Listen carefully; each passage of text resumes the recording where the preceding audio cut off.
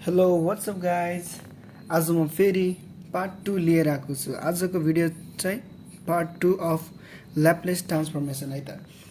Part 1 मा चाहिँ हामीले के सिक्यो त, तीनवटा फर्मुला भनेको थियो, जुनमा चाहिँ मेन फर्मुला भनेको चाहिँ एल टी को power N equals to gamma N plus 1 by S N plus 1 भयो। एउटा यो फर्मुला यहाँबाट चाहिँ टी को पावरमा जति पनि आउँछ सबै गर्न सकिन्छ भनेको थिएँ। त्यसपछि सेकेन्ड फर्मुला भनेको चाहिँ मैले के भनेको थिएँ, कस बिटी भनेको चाहिँ कससँग एस आउँछ भन्ने बुझ्नु पऱ्यो, साइनसँग कन्स्ट्यान्ट आउँछ भन्ने बुझ्नु पऱ्यो।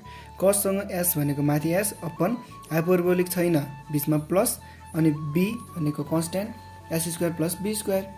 अनि साइनको लागि फेरि सेम कुरा आउँछ, एसको ठाउँमा कन्स्ट्यान्ट आउँछ, साइन कस कस साइन भनेको थिएँ नि त मैले। अनि त्यसपछि हाइपरबोलिक भयो भने सबै सेम कुरा, बिचमा चाहिँ के हुन्छ, माइनस हुन्छ। अनि त्यसपछि अब अर्को फर्मुला जुन के भनेको थियो भन्दाखेरि थर्ड फर्मुलामा चाहिँ e को पावर -80 भनेको 1 बाई यहाँ माइनस ए छ भने तल के हुन्छ, प्लस ए हुन्छ। यस्तै गरी अब यो फर्मुलामा यदि मैले e को पावर -80 राख्छु भने त के हुन्छ, जहाँ एस छ त्यहाँनिर प्लस ए भनेर थपिन्छ। अनि त्यसपछि तलको एसमा पनि प्लस ए थपिन्छ। अनि e को पावर +80 कस बिटी छ भने प्लसले चाहिँ के गराइदियो त, माइनस गराइदियो। अनि यता तलको एसमा पनि माइनस आइदियो भनेपछि जहाँनिर एस छ एस भएको ठाउँमा माइनस ए थपियो। अनि यसरी चाहिँ हामीले ल्याप्लेस ट्रान्सफर्मेसनमा पढेको थियौँ। यही कुरालाई अब इन्भर्स ल्याप्लेस ट्रान्सफर्मेसन भनेर हाम्रो चाहिँ पार्ट 2 आएको छ, जुनमा चाहिँ हामीले अब इन्भर्समा क्वेसन सोध्यो भने चाहिँ के गर्ने त, सबैले बुझ्ने कन्सेप्टबाट जान्छु है त म। tan थीटा इक्वल्स टु 1 छ भने त्यो भनेको tan थीटा इक्वल्स टु 45 हो कि नै हो। भनेपछि अब tan इन्भर्स 1 भनेको थीटा हुन्छ हो कि नै, उता भनेपछि अब थीटाको भ्यालु 45 आयो नि त। यसरी हामीले यहीलाई उता पठायो अनि उता पठाएर थीटाको भ्यालु आयो। अनि यसरी हामीले सल्भ गर्न सिकाएको थियो नि त हैन। त्यस्तै फेरि अब हाम्रो फर्मुलालाई यदि टी को power n equals to n plus 1 by S N plus 1 छ भने अब टी को यसलाई उता लग्यो भने के हुन्छ, L inverse gamma of n plus 1 by S N plus 1 भनेको चाहिँ हामीले टिएन हुन्छ भनेर यो चाहिँ हामीले लेख्न सिक्नु पऱ्यो के। भनेपछि यताको RHS is equal to LHS हुन्छ, तर साइन चाहिँ यताको एल उता सिफ्ट भएर एल इन्भर्स हुन्छ भन्ने कुरा, यति कुरा मात्रै बुझ्नु पऱ्यो। यति बुझिसक्यो भने चाहिँ अब यो एल यता छ, यता गयो भने एल इन्भर्सको फर्मुला बन्छ L inverse S upon S square plus B square भनेको हामीले सिधै के लेख्न सिक्नु पऱ्यो, कस बिटी हुन्छ भनेर बुझ्नु पऱ्यो। कहिलेकाहीँ चाहिँ हाम्रो म्याक्सिमम केसमा चाहिँ formula for example 1 upon S square plus 2 को स्क्वायर आयो अरे। अब यसको हामीले डाइरेक्ट एन्सर कसरी लेख्न सिक्नु पऱ्यो भने 1/2 थपिदिने 2 बाई एस स्क्वायर प्लस 2 को स्क्वायर भनेर यसरी थप्न सक्नु पऱ्यो। अब त हाम्रो के भयो, कन्स्ट्यान्ट अनि कन्स्ट्यान्टको स्क्वायर भनेपछि हाम्रो त के भयो, 1/2 टाइम्स यसको इन्भर्स गऱ्यो भने त हाम्रो के हुन्छ, ल यो कुन फर्मुलासँग म्याच भयो त, माथि कन्स्ट्यान्ट साइनसँग कस हुन्छ भनेपछि साइनसँग कन्स्ट्यान्ट हुन्छ, कन्स्ट्यान्ट भनेको 2 हो भनेपछि हाम्रो फर्मुला त के रहेछ त, साइन 2t रहेछ। भनेपछि यो क्वेसनको हाम्रो ल्याप्लेस इन्भर्स हामीले कन्भर्ट गर्दाखेरि हाम्रो एन्सर के आयो त, यस्तो आयो। भनेपछि हामीले यही फर्मुलालाई नै फर्मुलेट गर्न जाने भने चाहिँ अरू फर्मुला चाहिँदो रहेनछ नि त हैन। हामीले इन्भर्स ल्याप्लेस ट्रान्सफर्मेसन गर्नुभन्दा अगाडि चाहिँ पार्शियल फ्र्याक्सनको बारेमा हामीलाई राम्रो नलेज हुनुपर्छ। र त्यसको लागि हामी चाहिँ के गर्छौँ भने यदि क्वेसनले हामीलाई समथिङ के दियो, S plus A S minus B भनौँ ल, यस्तो फर्मेसनमा आएको छ भने हामीले यसलाई पार्शियल फ्र्याक्सन गर्दाखेरि कसरी गर्छौँ त, कुनै एउटा न्युमिनेटरमा एउटा भेरिएबल डिक्लेयर गऱ्यौँ, भेरिएबल भनौँ अथवा कोफिसिएन्ट भनौँ, कुनै एउटा टर्म डिक्लेयर गऱ्यौँ ए भनेर हैन। ए अपन मैले चाहिँ यसलाई छुट्याइदिन्छु, एस प्लस ए, हामीलाई ए को भ्यालु थाहा छैन, बी को भ्यालु पनि थाहा छैन, एस प्लस बी। अब मैले यहाँ ए र बी मात्र लेखेको छु, एउटा छुट्याइदिएको छु। यस्तो मैले किन गरेँ, because it is in the form of linear form है त। लिनियर फर्म भएको कारणले गर्दाखेरि मैले यस्तो लेखेँ। यदि हाम्रो क्वाड्रेटिक फर्म है त, क्वाड्रेटिक फर्म हुन्थ्यो भने के गर्थ्यौँ त, यदि क्वाड्रेटिक फर्ममा question for example S square plus B square S square plus A square यस्तो रहेछ भने म के गर्थेँ A S plus B divided by S square plus B square plus C S plus D divide by S square plus A square. यो भनेको हाम्रो process के हो त क्वाड्रेटिकको लागि पार्शियल फ्र्याक्सन गर्दाखेरि इन्ट्रोड्युस गरिने यो एस हामीसँग कतिवटा भेरिएबल भयो ए भयो बी भयो सी भयो डी भयो। यसमा चाहिँ क्वाड्रेटिकमा 4वटा हामीसँग अननोन भेरिएबल भयो, लिनियरमा 2वटा अननोन भेरिएबल भयो। त्यसैले हामी चाहिँ सकेसम्म लिनियरमा ट्रान्सफर गर्न सिक्नु पर्यो। यदि लिनियर हुँदैन भने चाहिँ क्वाड्रेटिकमा सल्भ गर्नु पर्यो। क्वाड्रेटिकमा चाहिँ अलिकति यस्तो लेन्थी हुनसक्छ जसको लागि चाहिँ हामीले 4वटाको भ्यालु निकाल्नु पर्छ नि त, अलिकति टाइम कन्ज्युमिङ हुन्छ। यस्तो भन्दा सिधै आयो नि त भ्यालु हो। यस्तो भएर मैले चाहिँ सकेसम्म लिनियरमा ट्रान्सफर गर्नु भन्छु। लिनियरमा भएन भने हुँदैन भने मात्रै क्वाडमा छोड्ने। ल अब हामी चाहिँ एउटा कुनै सेट हेर्छौँ। अब हामीले त्यति थाहा पाइसकेपछि एउटा कुनै सेट गरौँ न त है। 2074 चैत्रको गर्छु है त। 2074 चैत्रमा क्वेसन नम्बर 12 को एमा सोधेको छ हामीलाई 2.5 मार्क्समा सोधेको छ, जसमा चाहिँ 1/s² - 5s + 6 भनेको छ। अब हामीले यो फ्याक्टराइज गर्न त आउँछ मजाले। 1/s² - 6 6 1 जा 6 त्यस्तै गरी 6 - 1s + 6। यो त हामीले एकदमै सानोमा 6 क्लासमा सिकेको कुरा हो नि त। s² - 6x + s + 6 यसरी लेख्न सकियो। 1/s - 6 s + 1 यो लेख्न त सकिन्छ नि हैन।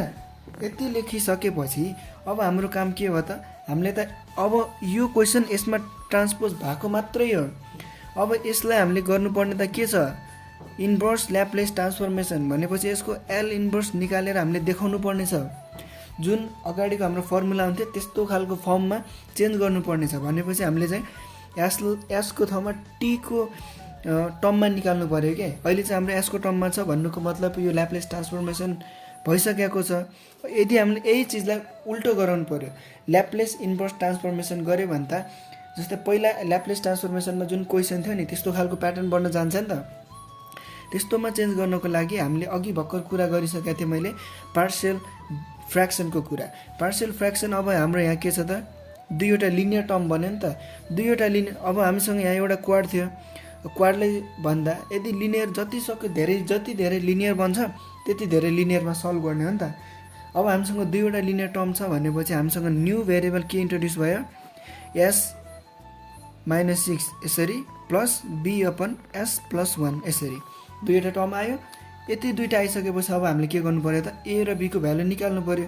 त्योभन्दा अगाडि हामीले यसलाई चाहिँ हामी एलएचएस मान्छौँ, यसलाई आरएचएस मान्छौँ। यति मानिसकेपछि म यसलाई लेफ्ट ह्यान्ड साइडमा लेख्छु, यसलाई राइट ह्यान्ड साइडमा लेख्छु है त। 1/s - 6 s + 1 भनेको यदि मैले यसलाई एलसिएम लिएँ भने a × s + 1 + b × s - 6 divide by s - 6 s + 1 यो लेख्न त सकिन्छ नि। यो कट्यो।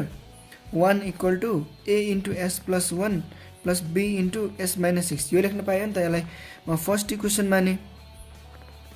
अब म पुटिङ s = -1 गर्छु। अब -1 गर्दाखेरि यो टर्म पुरै 0 भयो। b × -7 = 1 भयो। b को भ्यालु -1/7 आयो। सिमिलरली s को भ्यालु मैले के गर्छु त, 6 राख्छु। s को भ्यालु 6 राख्यो भने के हुन्छ, यो टर्म पुरै 0 हुन्छ। भनेपछि अब a × 7 = 1 हुन्छ। a भनेको 1/7 भयो। अब now substituting the value of a and b in the equation first भनौँ यसैमा है त। यसलाई सेकेन्ड मान्दिउँ, यसैलाई नै फर्स्ट इक्वेसन मान्दिउँ न त। अब हाम्रो यो टर्म भनेको अब हामीले कसरी लेख्न सक्छौँ त, यसलाई इक्वल टु a भनेको 1/7 रहेछ डिभाइड बाई s - 6 फेरि प्लस -1/7 रहेछ s + 1 भयो।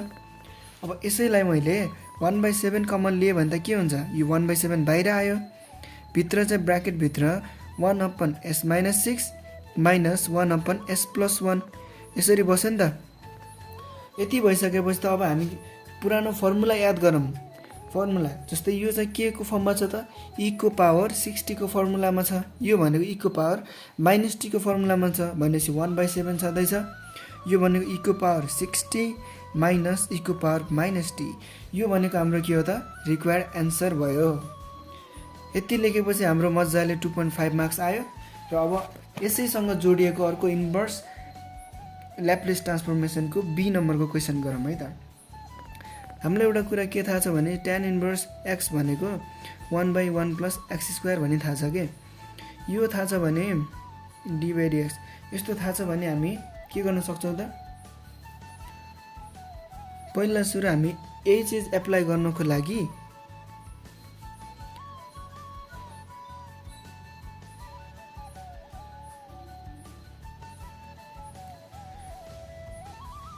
अब हामी tan इन्भर्स 2/s लाई हामी फंक्सन अफ t कुनै एउटा फंक्सन मान्छौं हैन अब मैले यो फंक्सन अफ t लाई t ले मल्टिप्लाई गरेर यसको ल्याप्लेस ट्रान्सफर्मेसन ल्याइदिए भने के हुन्छ त यसको मैले फेरि ल्याप्लेस ट्रान्सफर्मेसन नै ल्याइदिए त ल इन्भर्स खालको क्वेशन आउँदा बित्तिकै हामी चाहिँ ल्याप्लेस ट्रान्सफर्मेसन ल्याइदिने अब यस्तो छ यो देखेपछि हामीले -d/ds हाम्रो फर्मुला अनि tan इन्भर्स 2/s यस्तो भयो यो भएपछि त हामी -1 इन्टु यो फर्मुला युज गर्नु पर्यो अब 1/1 + 2/s को होल स्क्वायर इन्टु 2/s को डेरिभेटिभ यस्तो हो नि त अब यो हो भने -1 इन्टु 1/s² + 2 को square whole divided by s² into 2 into -1/s². यो त बुझिन्छ नि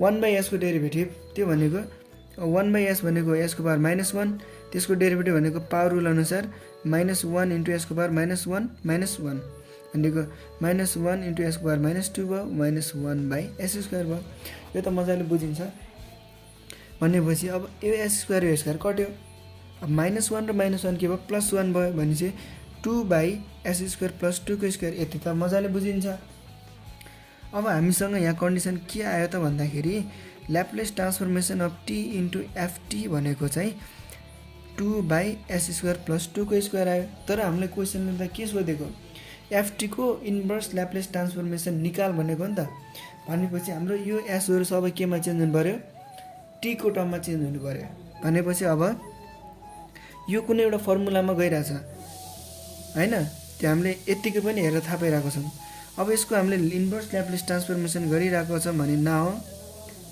टेकिङ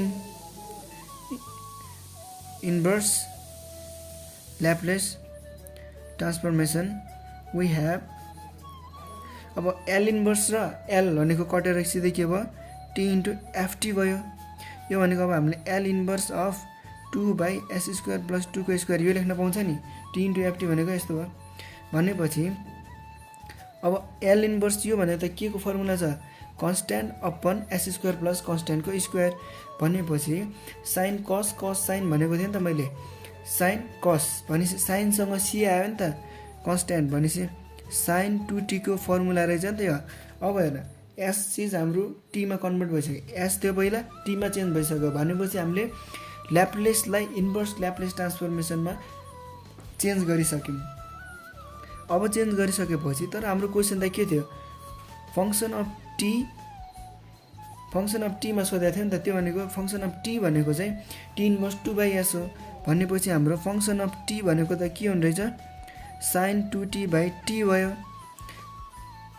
हाम्रो यो चाहिँ रिक्वायर्ड आन्सर भनेर यसरी छोड्न पनि पाइयो र अर्को अझै फर्दर मोर गर्छ भने चाहिँ ft भनेको चाहिँ यो हुन्छ भनेर देखाउन पनि सकिन्छ है त यति गरेर हाम्रो चाहिँ अर्को 2.5 मार्क्स इजिली आयो के thank you guys for watching this video up to here यहाँसम्म हेर्दिनु भएको छ भने मेरो भिडियोलाई please like comment share subscribe जे गर्न सकिन्छ सबै गरिदिनु होला र आजलाई यति नै बाइ बाइ